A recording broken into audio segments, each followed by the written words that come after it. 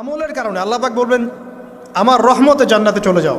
ব্যক্তি বলবে আমার আমলের কারণে। আল্লাহ রাব্বুল আলামিন তখন তাকে দেওয়া সমস্ত নেয়ামতগুলোকে এক পাল্লায় করবেন আর তার সমস্ত আমলকে আরেক পাল্লায় করবেন। তারপর দেখা যাবে আল্লাহর সমস্ত নেয়ামত তার একটা চোখের সমান হয় নাই। কথা কি বুঝতে পারছেন?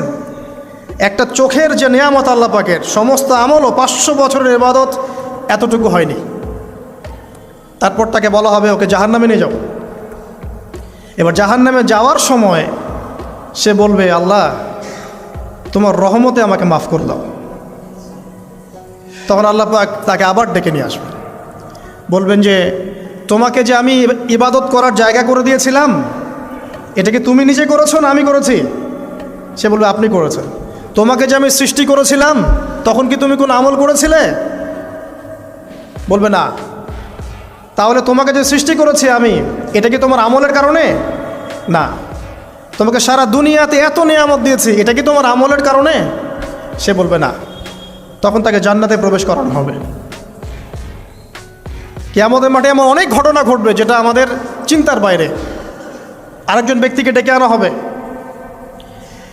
যে ব্যক্তি একটা দুটা নয় বরং 100টা খুন করেছে। সে 99 জন মানুষকে হত্যা করার পর ফতোয়া খুঁজে বেড়াচ্ছিল যে আমার তওবা কবুল হবে কিনা। একজন আবেদের কাছে গিয়েছে। আবেদ আর আলেম কিন্তু এক জিনিস না। আবেদ মানে যে প্রচুর ইবাদত করে তার জ্ঞান কম, সে শুধু জানে কিভাবে ইবাদত করতে হয়। আলেম হচ্ছে সে যে শরীয়তের গভীর জ্ঞান জানে আবার ইবাদতও করে। আবার যারা জ্ঞান আছে আমল নাই সেও কিন্তু প্রকৃত আলেম না। প্রচুর জ্ঞান আছে কিন্তু জ্ঞান অনুযায়ী আমল করে না, সেও কিন্তু প্রকৃত আলেম নন। এবার আসেন তো এই আবেদের কাছে গিয়ে সে বলছে আমার কি ক্ষমা হবে? আমি 99টা খুন করেছি। সে বলল তোমার আবার ক্ষমা? তোমার ক্ষমা নাই। তখন এই ব্যক্তি এই আবেদকে হত্যা করে 100টা খুন পূর্ণ করলো, ওকেও সে মেরে ফেলছে। আমার ক্ষমাই হবে না তো তোর বেঁচে থাকার কি দরকার, তুইও মর। কি বুঝতে পারলেন? বর্তমান বিশ্বের উগ্র মাথার পলিটিশিয়ানদের মতো অবস্থা। আমার দেশের সমস্যা, তোর দেশ পারমাণবিক বোমের উড়াই দিব, মানে এরকম একটা অবস্থা। তো আল্লাহ রাব্বুল আলামিন এই ব্যক্তির মধ্যে একটা চেতনা তৈরি করলেন যে আমাকে তওবা করতে হবে। সে তখন সার্চ করতে লাগলো আরও কোনো আলেম আছে কিনা। এরপর অনেক দূরে একজন আলেমের সন্ধান পাওয়া গেল। সে সেখানে গেল, তাকে গিয়ে বলল আমার কি ক্ষমা হবে? সে আলেম তাকে বলল হ্যাঁ তোমারও ক্ষমা হতে পারে, যাও তুমি ইস্তেগফার করো এবং এই এলাকা থেকে অন্য এলাকায় চলে যাও।